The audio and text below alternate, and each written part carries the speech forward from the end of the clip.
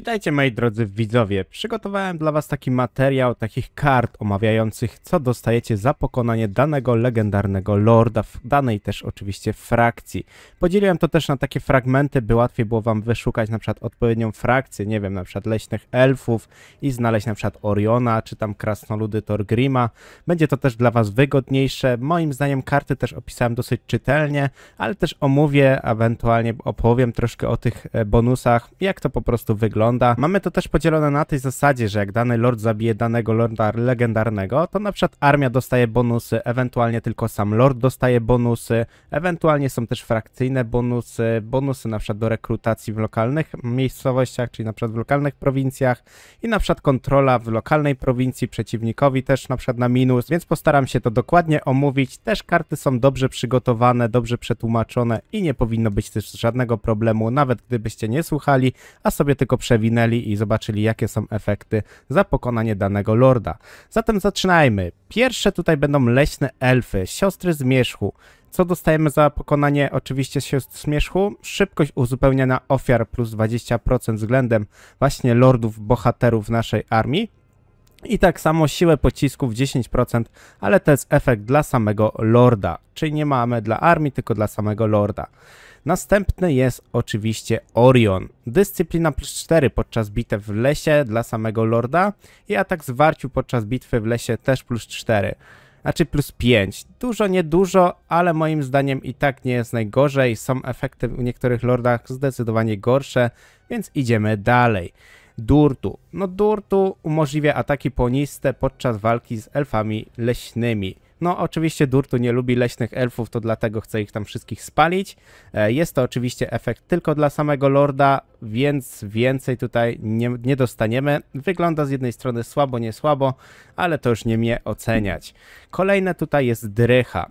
Odporny na klęski żywiołowe na wyczerpaniu Atelloren, czyli armia lorda jest odporna na te wyczerpania w lesie. Mamy też oczywiście kontrolę minus 5, lokalna prowincja wroga. Bardzo fajny efekt, tylko czy to nam coś z jednej strony daje? Moim zdaniem tak średnio. Ja i tak jestem gdzieś w prowincji wroga, no to przeważnie go szybko pokonuję. Więc jak dla mnie efekt taki powiedzmy zbyteczny. Kolejni są tutaj wojownicy chaosu, Village przeklęty. Pojemność rezerwy mocy wiatrów magii, czyli chodziło mi o to, że macie rezerwy mocy zwiększone o 10 danej armii, bo to jest oczywiście armia lorda. Dodatkowo obrona w walce zwarciu plus 5 dla samego lorda, już nie dla armii, ale dla samego lorda. Jeśli chodzi o krwawą walkę, atak zwarciu plus 4 dla samego lorda, obrażenia od broni przebijającej pancerz plus 20, oczywiście tylko dla lorda, nie dostajemy nic dla armii. Dobre bonusy względem właśnie jakiegoś tam wojownika, który będzie coś tam mógł zrobić więcej. No dla armii niestety nic nie dostajemy. Jeśli chodzi tutaj o książę Sigvalda Wspaniałego, szansa na kradzież magicznego przedmiotu po bitwie. No 10%, dużo, niedużo. Mamy też jeszcze inne rzeczy, które mają wzmocnienie, na przykład kradzieży, na przykład w herosach w herosach czy tam bohaterach pobocznych. Mamy też zwiększenie tej szansy, więc jak dla mnie też spoko. Odporność fizyczna 10% dla lorda. To jest efekt jak dla mnie zdecydowanie dobry, mocny. No, możemy zrobić dosyć tankowatego, na przykład tylko krasnoluda, jeszcze mu podbić to wszystko i będzie to wyglądało kozacko. Cholek pożeracz słońc. Bonus kontra dużym przeciwnikom plus 20 dla samego lorda. No, kurczę, powiem wam tak, on akurat bardzo dobrze sobie radzi z dużymi przeciwnikami. Jakbyśmy mieli właśnie jakiegoś lorda, który też sobie dobrze radzi z tymi przeciwnikami, to może nie odczujemy aż takiej różnicy, ale gdy mamy na przykład bohatera czy tam lorda, który słabo sobie gdzieś tam jednak radzi, no to wtedy takie plus 20 to jak dla mnie jest zdecydowanie bardzo dużo. Przechodzimy do Festusa pana Pijawek. Szybkość uzupełniania strat plus 5%, armia lorda oczywiście i wigor, redukcja utraty wigoru minus 15%. No dla mnie bardzo fajne bonusy, bo akurat każdy lord potrzebuje uzupełniania strat, choć zdarzy się czasem tak, że mamy dużo bonusów do uzupełniania strat, ale to rzadkość, więc moim zdaniem zdecydowanie się to przydaje. Tym bardziej, gdy na przykład Festus jest blisko Imperium, no to każdemu tam dookoła się to oczywiście przyda. Wigor, no moim zdaniem wigor jest spoko, Mało co mamy jakichś lordów, co zwiększają gdzieś tam te wigory, więc dla mnie zdecydowanie jest spoko. Wojownicy oczywiście tutaj Be'lakor. No Be'lakor ma znakomite akurat bonusy jak dla mnie. Tutaj też tak rozpisałem, bo było mało miejsca, a akurat on posiadał bardzo dużo tych bonusów.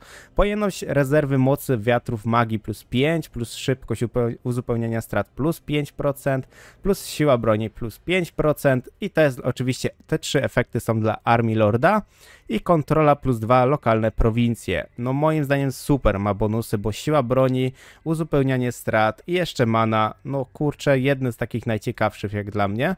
Przejdźmy w takim razie dalej. Azazel, dyscyplina plus 4 dla Armii Lorda, siła broni 3% dla lordów i osadzonych bohaterów, czyli nie dla zwykłych jednostek, tylko dla samych lordów i bohaterów, to pamiętajcie, żeby nie mylić niektórych bonusów, bo potem dziwnie wychodzi. Fajne bonusy, 3% dla bohaterów i lordów, no to jest jak dla mnie zdecydowanie spoko. 4 dyscypliny, no na poziomie legendarnym może to coś daje, na jakichś niższych poziomach raczej nie ma za bardzo z tego pożytku. Archaon Wszechwybraniec, odporność na magię, tutaj mamy właśnie efekty dla lorda i efekty dla armii. Odporność na magię, odporność fizyczna, no to są efekty dla lorda, czyli plus 10 na magię i plus 5 do obrony fizycznej. Dodatkowo mamy atak w zwarciu podczas walki z wojownikami chaosu, demonami chaosu, norską i bestiami i to jest efekt dla lordów. Znaczy dla armii lorda, więc fajny efekt. 2 to może nie jest dużo, ale zawsze lepiej mieć niż nie mieć, a poza tym jeszcze tam lord dostaje dobre bonusy, więc jak dla mnie duży plus. Wampirzy hrabiowie, czyli Henryk Kemmler, odporność na magię tylko plus 10% dla Armii Lorda. No to chociaż tyle, że to jest Armii Lorda, bo jak gdyby dla samego Lorda byłoby to dosyć słabe, tym bardziej, że jak wcześniej mieliśmy Archona Wszechwybrańca, no to tam bonusów było bardzo dużo, ale moim zdaniem za Kemmlera też nie ma źle, bo jednak bonus dla odporności całej armii to jest dobry bonus, tym bardziej, że komputer używa jednak tych czarów. Nad czarami ciężko jest gdzieś tam zapanować względem obrony, bo tak sobie ustawimy gdzieś w kącie i się bronimy, a jednak czary mogą tam rozwalić nam szyki, więc zdecydowany plus. Kolejna jest tutaj Izabela von Kerstein. No umiejętność pasywna, regeneracja dla samego Lorda. Bardzo fajna umiejętność, bo regeneracja podczas obojętnie jakiej bitwy, bo też są regeneracje, które są na przykład podczas bitwy na morzu, też takie się znajdą jakby perki, więc ta regeneracja moim zdaniem jest znakomita i warto na Izabelę po prostu zapolować. Jeśli chodzi o Vlada von Kersteina, tutaj mamy czas gojenia się rany, czyli jak nasz lord gdzieś tam umrze, zamiast czekania 5 tur, no to będziemy czekać 1 turę i od razu będziemy mogli go też zrekrutować. To jest przydatne, choć ja osobiście bym tego raczej nie używał, nie jakoś się na to też nie rzucał, z tego względu, że u mnie lord przeważnie żyje, bardzo długo, nawet całą kampanię, więc jak dla mnie efekt taki średni, ale są osoby, którym gdzieś tam ten lord może oczywiście przepaść i to się przyda. Jeśli chodzi o Helmana Gorsta, no tutaj umożliwia ataki trucizną, czyli zatrute ataki dostaje możliwość lord. Taka możliwość jest dobra, bo akurat zatrute ataki zdejmują 15% wszystkich statystyk, więc jak dla mnie zdecydowany plus. Manfred von Kerstein, wyczerpanie minus 50% ofiar poniesionych przez te wampiry, przez terytorium wampirów i to jest Armia Lorda, czyli jak jest spaczenie wampirów, to mamy minus 50 do straconych ofiar, a to się przydaje, choć wampiry teraz na obecnym czasie słabo sobie radzą i tego spaczenia takiego dużego nie ma. Wybrzeże wampirów, to mamy kolejne tutaj właśnie Cylostra, Dzika Płetwa. Pojemność magiczna, no tutaj źle troszkę zrobiłem, magic pojemność, no dobra. Pojemność rezerwy mocy wiatrów magii plus 10% dla Armii Lorda i szansa na błędne rzucenie, czyli na ten efekt feralny mamy minus 5% dodatkowo, no dużo niedużo, ale zawsze to 5% więcej szansy na rzucenie lepszych zaklęć, więc jak dla mnie duży plus, tym bardziej, że zaklęć używam bardzo dużo. Kolejna tutaj jest Aranessa Słonomściwa. To jest to właśnie, o czym mówiłem. Tutaj mamy na przykład umiejętność pasywną regeneracji, ale podczas walki na morzu dla Lorda. Ale mamy dochód z plądrowania osad plus 15% dla Lorda i to jest bardzo fajny już efekt. Bo walki na morzu, ja osobiście bardzo mało gdzieś tam toczę walk na morzu. Przeważnie jak się poluje gdzieś na arki, na tych piratów, ale to już finalnie, no to wtedy ma to jakieś znaczenie. Hrabia Noctilius, czyli dyscyplina plus 5 podczas walki z Wybrzeżem Wampirów, czyli Armia Lorda. plus 5 dyscypliny podczas walki na morzu. To jest fajne, bo to można zboostować i mieć na przykład na morzu 10% oczywiście dyscypliny, znaczy 10 dyscypliny więcej, nie procent, ale musielibyśmy też walczyć z wybrzeżem wampirów, więc to takie pół na pół. Osobiście raczej mi się to nie podoba. Kolejny tutaj jest Luthor Harkon.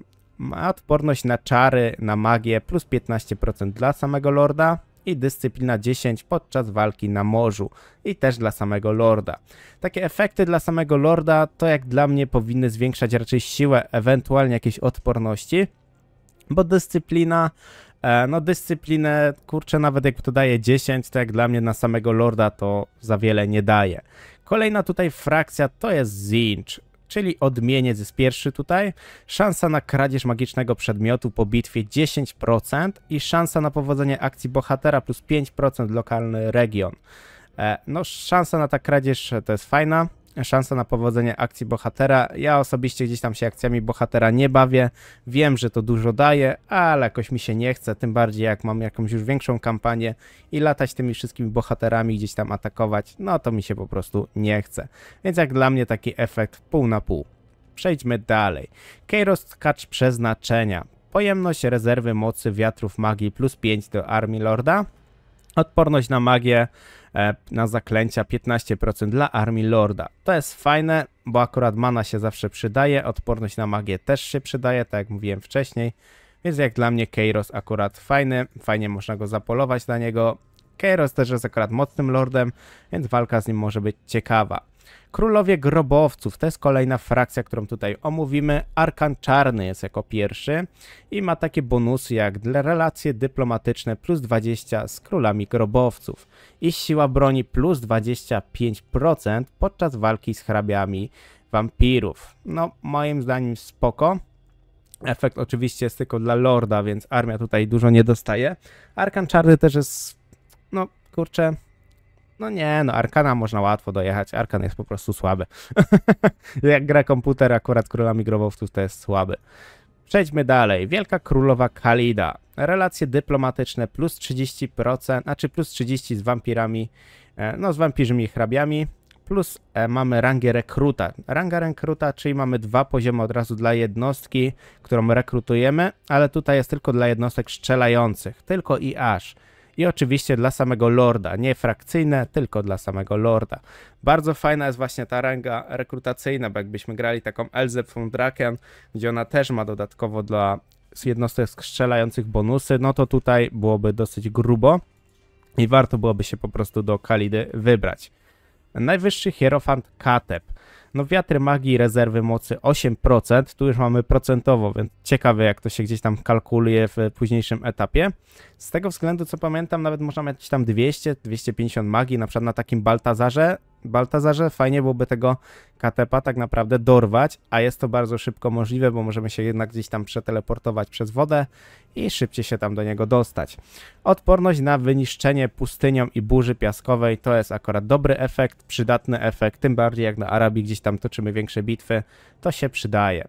Pamiętajmy też na tej zasadzie, że dane frakcje, dane armie mają odporność, znaczy dana frakcja ma odporność na różne tereny. Czasem się zdarzy, że na pustyni nie mamy, ale w górach mamy, więc to na tej zasadzie gdzieś tam działa.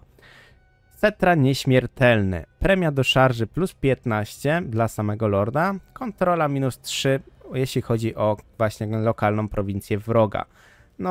No nie ma tu dużego szału. Na przykład jak gdzieś gramy z Karbrandem i sobie dojedziemy Cetrę, to spoko, bo będzie miał jeszcze więcej szarży, ale tak to... No moim zdaniem to jakieś szałowe nie jest. Slanesh Enkari. Plus 7% doświadczenie dla lordów i bohaterów. Oczywiście w armii. Choć to nie jest tam za bardzo sprecyzowane, więc jeszcze nie wiadomo jak to jest w praktyce. Prędkość plus 6% dla jednostek armii lorda. Więc to jest fajny bonus. Tym bardziej do jakichś takich jednostek mobilnych, to jeszcze lepiej się będzie sprawdzało. Do jakiejś tam piechoty to może mniej, bo takie 6% przy jednostkach, gdzie mają 30 prędkości, to i tak dużo nie zmieni. Przejdźmy dalej. Zaczynamy z Kawenów. A jest pierwszy tutaj z Kawen, to jest Trod Nieczysty. Tutaj dostajemy 10% więcej życia dla lorda. No i to by było tyle. Wiem, krótko i na temat i spoko. Przejdźmy dalej. Mistrz Śmierci Snitch. Szansa powodzenia akcji bohatera plus 4%, lokalny oczywiście region i atrybut podstęp. No, takie bym powiedział, nie najgorzej, ale tak jak mówię, ja na przykład lordów, bohaterów gdzieś tam pobocznych nie wykorzystuję do jakichś tam różnych dziwnych rzeczy, więc jak dla mnie akurat się to nie przyda. Pojemność rezerwy mocy, Ikit Szpon. No tutaj mamy 10 many więcej, no to jak dla mnie spoko. Szybkość badań 10% frakcyjna. No tempo badań zawsze się przydaje, bo są frakcje, które mają naprawdę bardzo długie te badania. Na przykład tacy królowie grobowców, dla nich takie 10% to czasem jest zbawienie. Mamy też na lordach gdzieś tam skrócenie, znaczy na bohaterach mamy też skrócenie tych czasów badań, ale jak dla mnie zdecydowanie Ikita warto załatwić. Kolejny tutaj skaven to jest stretch czarny ogon. Tu mamy już fajny bonus, bo dostajemy 12% prędkości dla lorda, dyscyplinę plus 4 podczas bitew przechwytujących w podziemiach i to jest dla armii lorda. Te 12% prędkości jest przydatne, bo szkoda, że to nie dla armii, ale to już by było może przesadą, bo 12% to już jest dosyć sporo. Ale dla takiego lorda, takiego Skarbranda, do takich lordów, którzy są dosyć szybcy, nie wiem, jak Imryk, no to zdecydowanie spoko. Tym bardziej, że Tredge jest koło Imryka, czy tam Drazota, więc zdecydowanie warto nimi polować na niego. Kolejny skaven to jest Lord Skrolk. No, odporność na wyniszczenia poprzez bagna dla armii lorda i minus 5 kontroli. No, kurde, ta kontrola, tak jak mówiłem wcześniej, nie jest to raczej dla mnie jakiś super bonus, ale ta odporność na wyniszczenie poprzez bagna to akurat jest dosyć przydatne. Kolejny to jest Quick Łowca Głów. Bonus przeciwko piechocie plus 10, no dla samego lorda. No dużo, niedużo, ale większość też lordów ma akurat przeciwko piechocie lub przeciwko dużym, więc takie powiedzmy mało przydatne, ale no niech jest. Lepsze to niż kontrola sama, bo jakby była sama kontrola, to zdecydowanie wygląda to gorzej. Królestwa Ogrów, Skrak Siepacz. Pojemność rezerwy mocy magii wiatrów plus 8 dla samego lorda.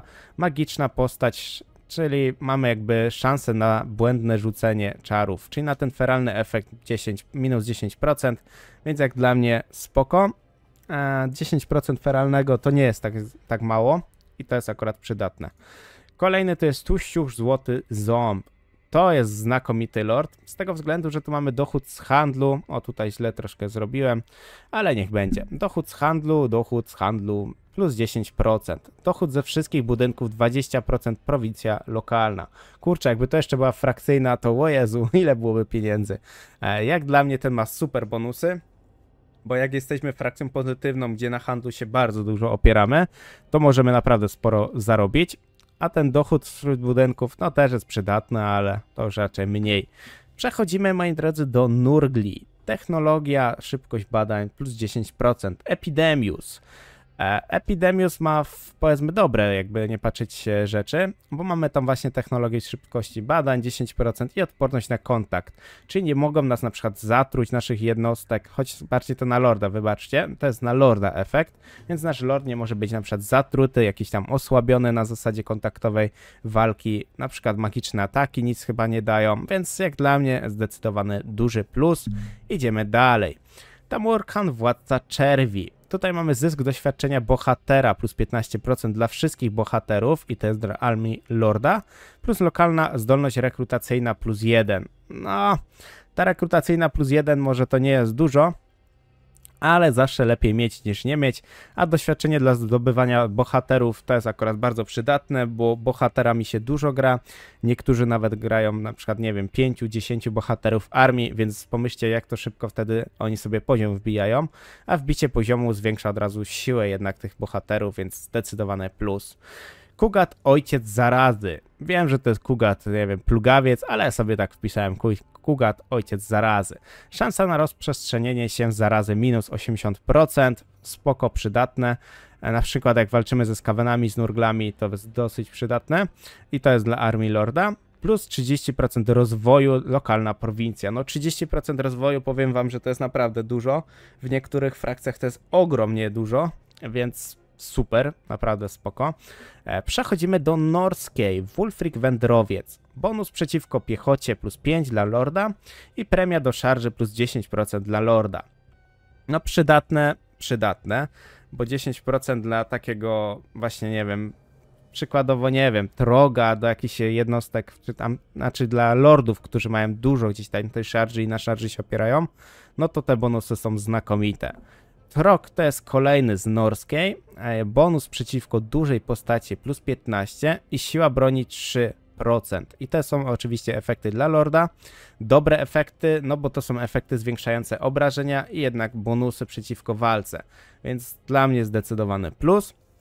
Oxold, kolejne tutaj jaszczuroludzie są i to jest atrybut straży przedniej dla samego lorda. Trochę słabo, że dla samego lorda, a nie dla całej armii. No bo dla samego lorda, no dużo nam to raczej nie daje, żebyśmy coś mogli zrobić podczas bitwy. Jedynie co możemy gdzieś tam, nie wiem, szantażować przeciwnika, latać mu tam czarami, gdzieś go tam obijać, zaczepiać. Ewentualnie jak mamy jednostki jakieś strzelające, jak na przykład, nie wiem, siostry zmierzchu, no to możemy gdzieś tam ich ostrzelać i może tam ewentualnie jakieś, nie wiem, zepsuć jakieś tam szeregi przeciwnikowi, no i nic więcej. Kolejny jaszczur to jest Gorrok. Tutaj mamy dobre bonusy, bo mamy dyscyplina plus 4 dla armii lorda i atrybut eksperta obrony przed szarżą dla lorda. To jest przydatne dla lordów, którzy walczą w zwarciu i na przykład mogą mieć wtedy obronę przed szarżą, nie wiem, dużych tych jednostek, nie wiem, jakichś potworów, kawalerii, ale czy to jest jakieś takie, bym powiedział, super pro?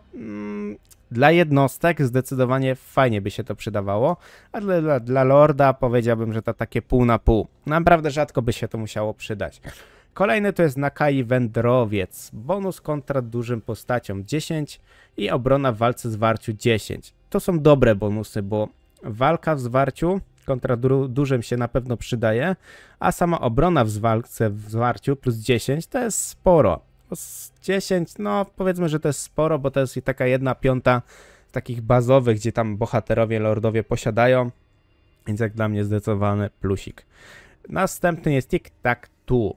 Zasięg ruchu na kampanii 10% dla lorda i pole widzenia 10%. No to jest przydatne akurat w każdej frakcji, nie ma tak, że to jest nieprzydatne, z tego względu, że każdy bohater się jednak przesuwa po mapie i każdy chciałby mieć jak najwięcej ruchów, tym bardziej dla innych nawet jaszczurek byłoby zdecydowanie warto na niego zapolować, bo ruszanie się gdzieś tam po dżungli, po jakichś niektórych terenach jest bardzo ciężkie i wolne. Techenhaun. Strata pojmana, straty pojmane po bitwie plus 15% dla armii lorda, nieskażona, czyli po prostu spaczenie plus 3% lokalnej prowincji jest jakby na minus. Plus minus, wiecie o co chodzi. Fajne bonusy, straty też te pojmane to jest dobre. Tym bardziej by się to przyjmowało w na przykład takich frakcjach jak, nie wiem, Mroczne Elfy. Wydaje mi się, że na Mrocznych Elfach chyba by to najwięcej dawało, więc przydatnie. Warto się tam po niego wybrać, na przykład takim Rakartem jak gramy, no mamy w miarę blisko do niego, więc warto. Lord Mazamundi, no tutaj 25% tylko aury dyscypliny, zasięgu aury dyscypliny. Jak dla mnie, no to nie jest dużo, bo nawet jak mamy lordów niektórych, to mamy plus 40, plus 50 za jedno drzewko technologiczne, czy umiejętności, więc jak dla mnie takie mech trochę. Tutaj kolejny jest Krogar. Kontrola plus 2, lokalna prowincja i obrona zwarciu. Obrona zwarciu spoko, lokalna prowincja plus 2, no jakby takie plus 4, 6 byłoby zdecydowanie lepiej, ale zawsze mieć lepiej plus niż minus. Na poziomie legendarnym każdy punkt kontroli jest na wagę złota. Kolejny tutaj jest Kislev, matka Onstańka. Zasięg rzucania zaklęt plus 10%, to jest dobre. Akurat to jest naprawdę przydatne, 10%. Pojemność rezerwy mocy oczywiście też jest przydatne, bo tu mamy plus 5 dla armii lorda i odporność na zaklęcia, na magię 5% dla armii lorda. Moim zdaniem przydatne tutaj są te wartości. Bardziej, że to się wszystko opiera gdzieś na zaklęciach, a na zaklęciach Warhammer 3 zdecydowanie się opiera. Przejdźmy dalej. Borys Ursus. No dyscyplina plus 8 podczas walki z wojownikami chaosu, demonami chaosu i norską dla armii lorda. No powiem tak, no spoko, bo 8% dyscypliny na legendarce jest naprawdę sporo. Walka z chaosem, no zawsze się gdzieś tam walczy z chaosem, rzadko się zdarza, że raczej nie walczymy z chaosem, więc to przydatne, ale jak dla mnie brakuje mi tu coś jeszcze, żeby jednak Borys posiadał, a Borys też bardzo szybko pada, więc czasem możemy nawet nie zdążyć tam do niego dojechać, żeby go tam pokonać. Konstantyn, no dyscyplina plus 6 na własnym terytorium, to jest dobre, naprawdę to jest bardzo dobre i jeszcze mamy efekty płonące ataki. No przydatne, bo płonące ataki jednak są przydatne, więc jak dla mnie nie najgorzej. Jak sam Lord jest taki sobie, no to tutaj akurat efekt ma dosyć dobry. Caryca Katarzyna umożliwia ataki odmrożeniowe. Dla Lorda oczywiście ten efekt, plus atrybut wywołuje terror podczas walki z Kislewem. No, ta walka z takim Kislewem, bym powiedział, że raczej przeważnie walka z Kislewem jest bardzo krótka, więc tutaj raczej bym na ten efekt nie zwracał uwagi, ale te ataki odmrożeniowe, no to zdecydowanie się przydają, bo to jednak spowalnia przeciwnika, więc jak dla mnie przydatne efekty. Mamy tutaj Skarbranda Wygnańca, czyli Korn. Bonus do szarży plus 5 dla Armii Lorda. To jest spoko, pamiętajcie, bo to jest dla Armii Lorda. Plus siła broni 8% dla Armii Lorda. No to mając jakieś potwory, oj, to normalnie robi ładne obrażenia. Zdecydowanie bardzo fajne efekty, więc fajnie warto od razu Skarbranda dojechać, ale jak wiecie, Skarbrand w ostatnim czasie trochę podupadł na zdrowiu, choruje i ciężko mu tam po prostu przeżyć, więc trzeba się śpieszyć. Imryk, elfy wysokiego rodu. Imryk zaczyna tutaj elfy wysokiego rodu. Premia przeciwko dużym przeciwnikom plus 8 i odporność na ogień 25%. Odporność na ogień się przyda, tym bardziej jakimś tam trollom, umarlakom. To zdecydowane duży plus, bo oni jeszcze mają tam debuffy na to, więc moim zdaniem spoko efekty, fajne, przejrzyste, proste. Eltarion Ponury, czyli odporność na pociski 10% dla Lorda. Szkoda, że nie dla całej armii, tylko dla samego Lorda. Atrybut obrona przeciwko dużym jednostkom. No to jest dobry atrybut. Takie atrybuty ja zawsze gdzieś tam używam, lubię i są dla mnie po prostu cenne. Alarella Świetlista. Kontrola plus 4, lokalna prowincja. No tu już 4 kontrole to już jest naprawdę fajnie. Szansa na zwiększenie siły wiatrów podczas zmiany 5%. No... 5% raczej dużo nie daje, ale powiedzmy, że jest. Rozwój plus 10, no to też spoko. Pamiętajcie, że mieliśmy nawet w jednym lordzie tam 30. No to zobaczcie, jaki jest w ogóle przeskok tego wszystkiego. Ale też tutaj ta kontrola jest przydatna, więc zdecydowanie świetlistą warto dopaść. Alit Anar. Koszty akcji bohatera, czyli jak ktoś lubi się dużo bawić bohaterami, no to zdecydowanie trzeba chłopaka tam dojechać szybko. Bo tutaj mamy koszty akcji minus 15%, lokalny region, szansa na powodzenie akcji bohatera plus 10% i też lokalny region. Więc zdecydowanie jak ktoś lubi się bawić bohaterami, to trzeba tam zwrócić na to uwagę. Tutaj mamy Tetslisa. No Tetslis ma tylko zwiększenie limitu rezerwy wiatrów magii o 10 dla armii. Tylko i aż, no niektórzy mają moim zdaniem zdecydowanie gorsze bonusy, więc 10% many, no zawsze to jeden mocniejszy spell do rzucenia. Therion, atak zwarciu plus 2 dla Armii Lorda i ranga rekruta plus 1 dla wszystkich jednostek Armii Lorda. To jest fajny bonus, bo tutaj mamy dla wszystkich jednostek, nie konkretnie czy to są strzelcy, kawaleria, potwory, no mamy po prostu dla wszystkich, więc to jest dobre. Zwierzoludzie i zwierzoludzie otwiera tutaj Taurox Mosiężny Byk. Obrażenia przebijające pancerz 20 i premia do szarży 15% dla Lorda. No pomyślcie sobie, co taki Skarbrand, jak dostanie 15% jeszcze do szarży i do przebicia. No po prostu miazga, nie? Tylko problem jest taki, że Taurox słabo sobie radzi w kampanii i przeważnie szybko ginie. Tutaj mamy Morgur Zwiastun Cienia. Tutaj jest odporność na pociski 15%. Ja tak ogólnie zawsze mówię, odporność na pociski, na magię, na odporność fizyczną, to są bardzo dobre efekty, bo to się zawsze przyda. To nie ma tak, że to się nie przyda, więc 15% spoko.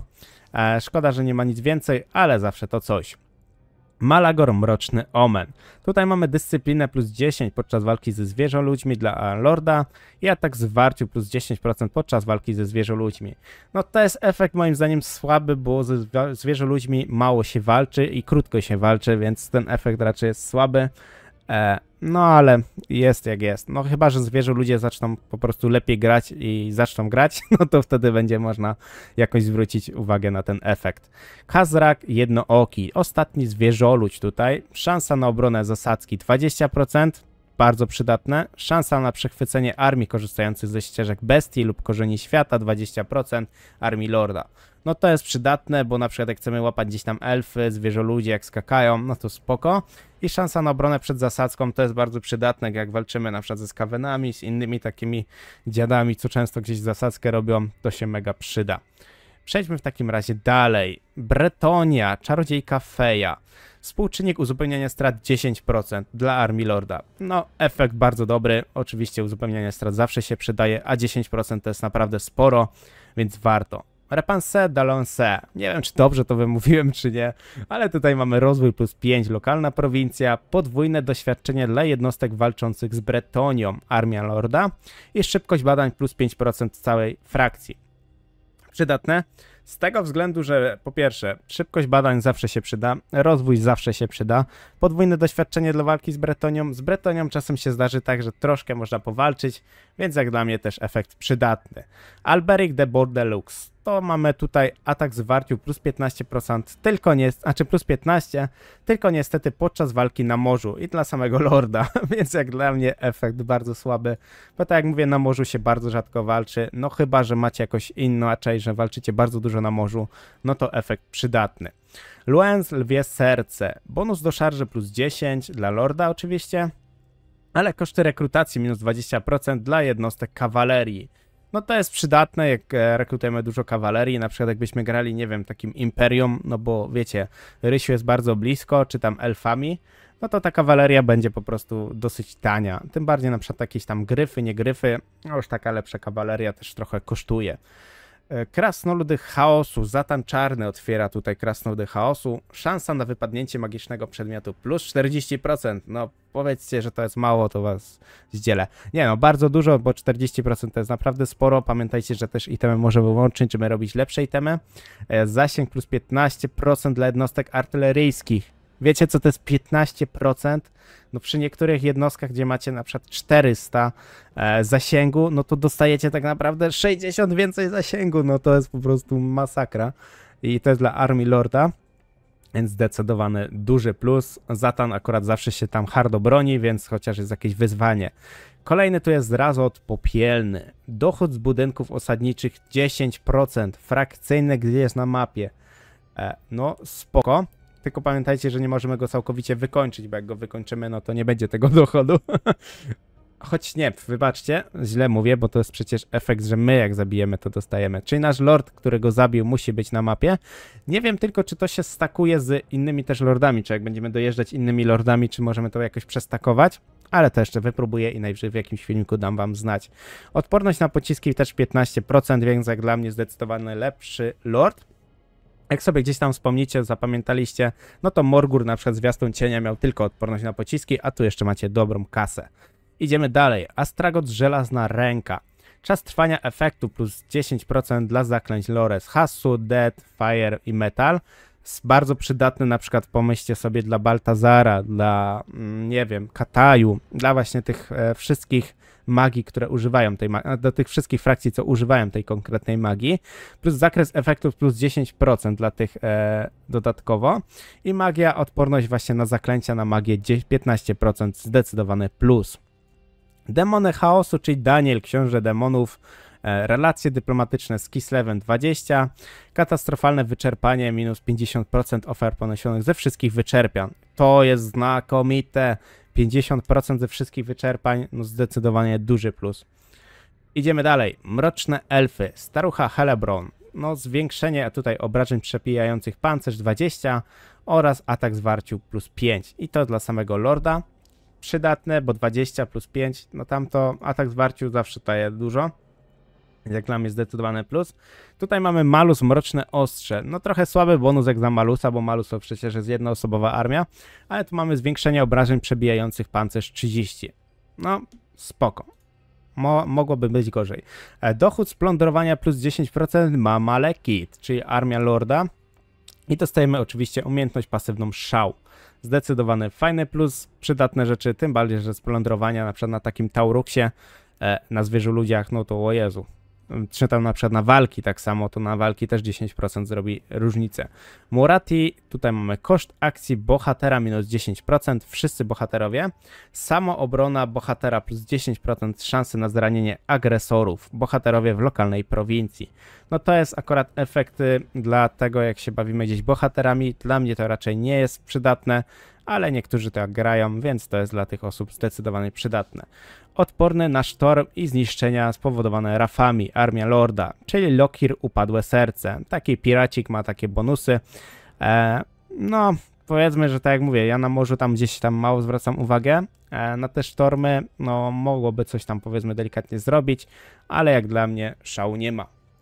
Rakard. Premia przeciw dużym przeciwnikom plus 8 oraz dyscyplina minus 5 dla wrogich potwornych jednostek. Czyli jak walczymy z frakcjami, które mają dużo potworów, to zdecydowany plus dla właśnie tych bonusów.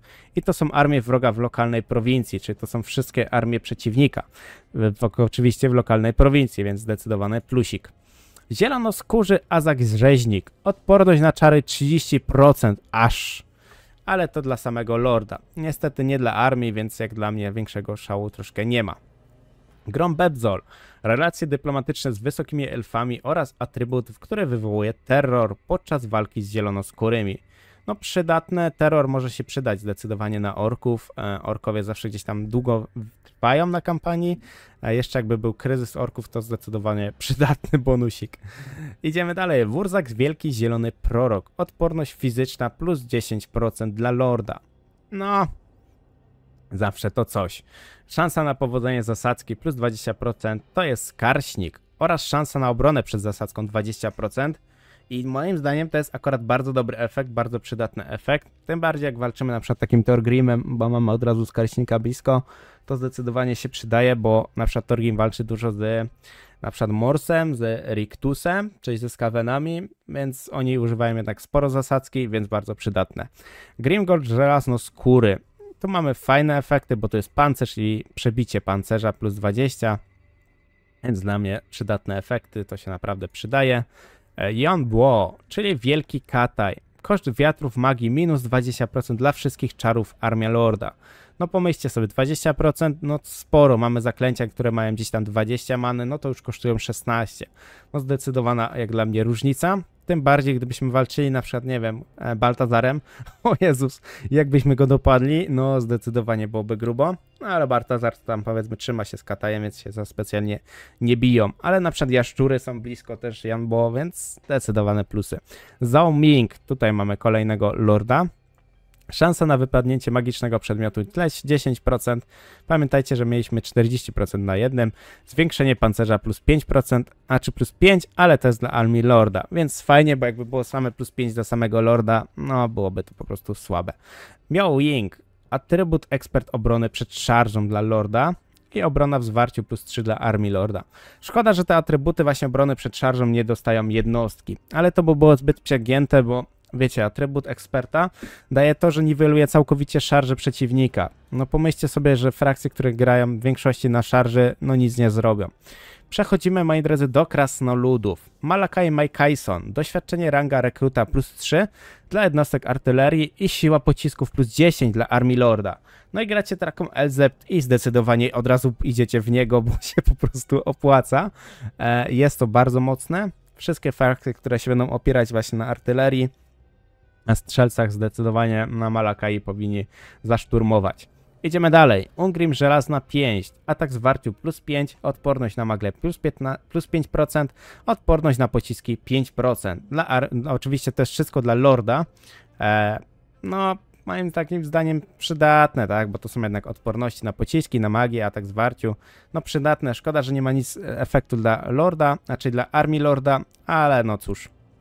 A Thorgrim, na przykład Strażnik Uraz, ma fajne bonusy, bo tutaj mamy koszt budowy minus 10% dla wszystkich budynków, lokalna prowincja i szybkość badań 10% frakcyjnie. Więc tutaj jeśli chcemy dużo pobudować, to zdecydowanie się to przydaje. Idziemy dalej. Torek Żelazna Brew. Szansa na wypadnięcie magicznego przedmiotu plus 15%, plus obrażenia od broni przebijającej pancerz plus 3 Armia Lorda. Co o tym myślicie? No ja myślę osobiście, że spoko na te wypadnięcie przedmiotu. Obrażenia broni przebijającej 3, no to jest z jednej strony też dla Armii Lorda, więc jak dla mnie przydatne. Idziemy dalej. Grombrindal Biały Krasnolud. Atrybut powoduje terror podczas walki z krasnoludami. No terror względem walki z krasnoludami jest przydatny. Krasnoludy mają dużo dyscypliny, więc terror jak dla mnie jest zdecydowany duży plus. Krasnoludami też walczymy przez większość kampanii, Rzadko się zdarza, że krasnoludy padną w kampanii sama z siebie. Walki z AI, żeby nie było. Zdecydowanie raczej niemożliwe. Idziemy dalej. Belegar, żelazny młot. Tutaj mamy zwiększenie dyscypliny plus 4 oraz 10 ataków zwarciu. No, 10 ataków zwarciu podczas oczywiście bitew podziemnych. To nie jest tak, że ogólnie macie taki bonus, tylko że jest na bitwy przechwytujące. No, bitwy przechwytujące często się zdarzają, ale wiadomo, no, raczej rzadziej niż standardowe bitwy, więc tutaj już tak pół na pół. Zwiększenie obrażeń, czyli Imperium, Elzeb von Draken. Tu mamy zwiększenie obrażeń od wybuchających pocisków, plus 5%, plus promień wybuchu pocisków, 10%. No to jest przydatne, bo promień wybuchu, no jak dla mnie zdecydowane plus, takimi krasnoludami, wszystkimi frakcjami, które mają machiny, to zdecydowany plus. Volkmar Ponury, zwiększenie obrony i ataku w zwarciu dla jednostek piechoty Lorda o 3 punkty. I to jest oczywiście dla armii Lorda, więc jak dla mnie zwiększenie ataku i obrony w zwarciu 3. No patrząc na to, że mamy dużo jednostek, dużo gdzieś tam walczymy, na przykład spoko jest na przykład dla Skarbranda, do Królów Grobowców, no dużo tych frakcji jednak zyskuje na tym bonusie. Idziemy dalej. Baltazar Geld. Zwiększenie pancerza dla wszystkich jednostek Lorda o 6 punktów. Powiem tak szczerze, do armii Lorda no 6, no nie wiem, no moim zdaniem to nie jest powalające. Trochę słabo, bo Baltazar teraz taki w miarę mocny, a efekt za niego słaby. Markus Wulhart. Odporność na ostrzał 10% dla Lorda oraz siła pocisków jednostek 5% dla armii Lorda. No siła pocisków zdecydowanie duży plus. Odporność dla samego Lorda 10%, no moim zdaniem może się przydać, ale aż takiego szału to też nie robi. Idziemy dalej. Karl Franz. Tutaj mamy zwiększenie otrzymywania doświadczenia jednostek Lorda o 10%. Przydatne jednak, bo to jest dla armii Lorda, więc takie efekty są na pewno przydatne. 10% to nie jest mało, więc zdecydowany plus. Był to oczywiście ostatni legendarny lord i oczywiście ostatnie tutaj omówienie, jakie dostajemy perki za pokonanie danego lorda. Jeśli filmy wam się podobają, moje, ten też wam się podobał, zapraszam do lajkowania, subskrybowania i dajcie znać, czy wam się po prostu podobało. Dzięki jeszcze raz za oglądanie i do następnego. Cześć, cześć, cześć!